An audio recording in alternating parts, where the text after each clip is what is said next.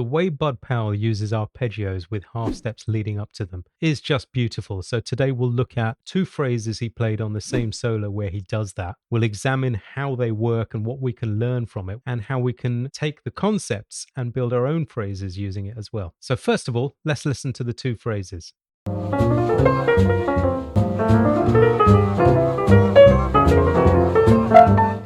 Something else to mention is that both of these phrases will be on 2-5-1s and the same 2-5-1, so even better. You may have noticed that the first one has a 2-5 leading to F, G minor 7 to C7 to F, and the 2-5 is in the same bar, and then on the second phrase, it's a longer stretch, so the 2 is longer and the 5 is longer, a bar each. So it'll be interesting to see how he does it. So let's see what he's done. He's said, doesn't seem like a particularly difficult phrase, especially when we slow it down a bit. But really beautiful. And what he's done is he's taken a chord in the F major scale. Now, it doesn't have to be the F chord, and I think this is where people often get a bit messed up. All of these chords through the key of F. Chord 1, 2, 3, 4, 5, 6, 7, and back to 1, all arpeggiated. So it's basically these arpeggiated, right? He'll take those and he'll put half steps underneath them. So this will be a great thing to practice. 2, 3. 1, 2, 3. 2, 3.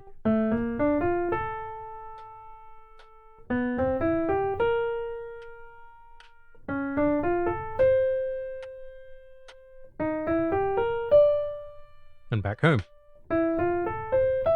Now, of course, rhythmically, he started later, so he said 1, 3, 4, 1, 3, 4, 1, and 2 triplet, 3, 4, etc. So that's up to you how that's done. But the next thing he's done is he's said 1 and 2 triplet, 3 and 4. It's got these what we call semiquavers in the UK, or sixteenths. Okay.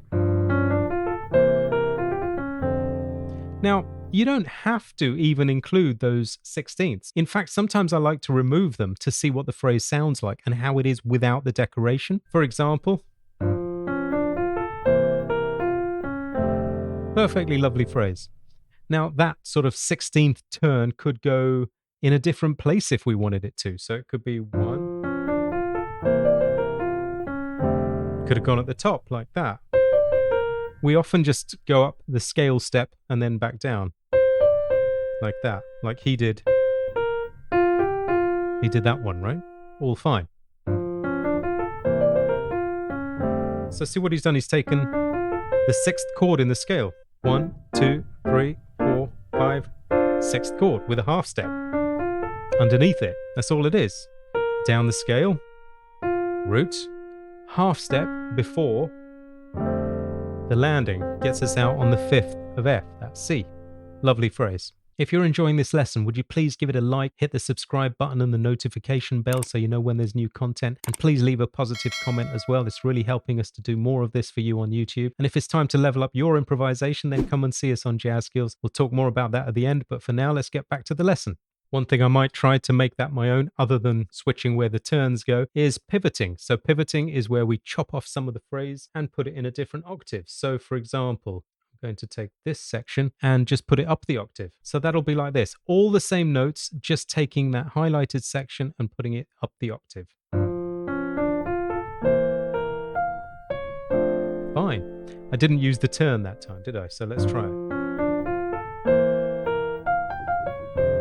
Be okay. So I find it quite difficult with the fingering if I include the turn. It's not impossible, but I'm happy to get rid of it. Just make my life a bit simpler sometimes.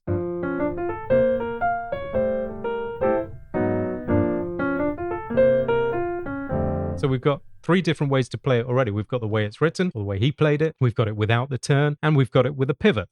Well, when he comes back a few bars later and has a longer 2-5, now we've got this phrase.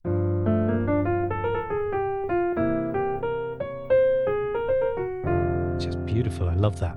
Absolutely love that. So let's see what's going on. He's taken the 4th chord in the scale, 1, 2, 3, 4, the F major scale because this is a 2-5-1 in F.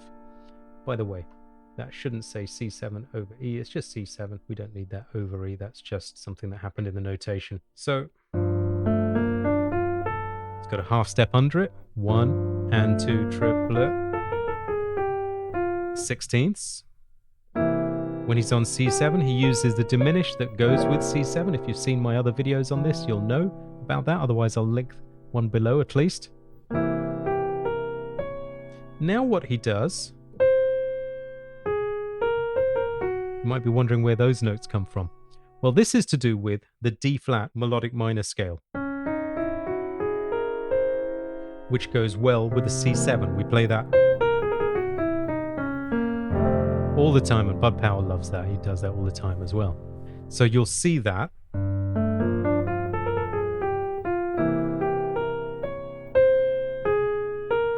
That's without the 16th. This is with the 16th. And it's got to be F6 because we're coming out on F, right? So here's the whole phrase.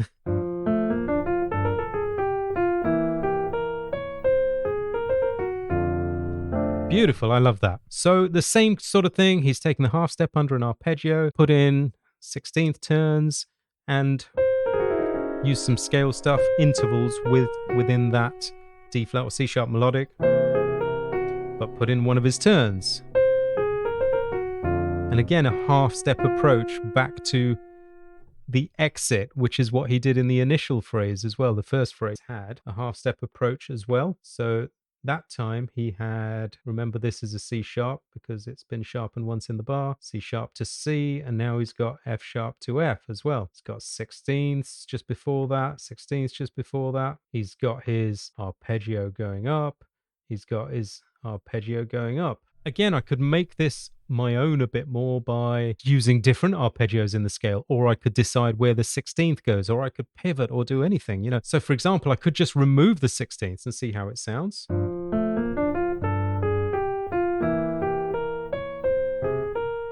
Perfectly lovely, I'm happy with that. Could just move where they go.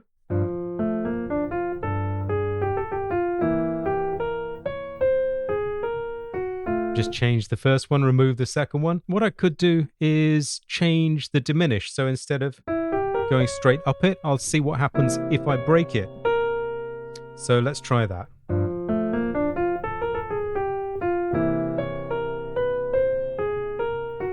Fine. So the reason I like exploring things that way is now it becomes not just copying a lick and transcribing, which there's nothing wrong with, but it doesn't form the basis of how I study improvisation. But now I'm giving myself ways of working that I can emulate when I'm actually playing, so that I have more of a vocabulary and I have different ways of getting around stuff, because things don't always go the way we plan. And I'm happy if I never play this particular phrase live. I'll try to. But if I'm learning skills from it that belong to me by exploring and trying different things, then it means more in my playing, and those things do stick. So to finish, what I'm going to do is just take a different arpeggio in the scale, ascending with a half step below, the way Bud Powell's been doing it, and then I'll take that D flat melodic minor scale over the C7, descend, and find a way to exit to F. Let's try one. 1 and 2 triplet, 3 and 4 and 1. I love stuff like this because we've surrounded the next scale note, the D flat, to begin the D flat melodic minor. We've surrounded it with notes from our F major scale,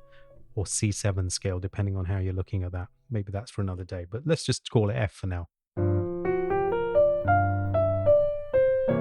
Up the scale, down, half step before my landing.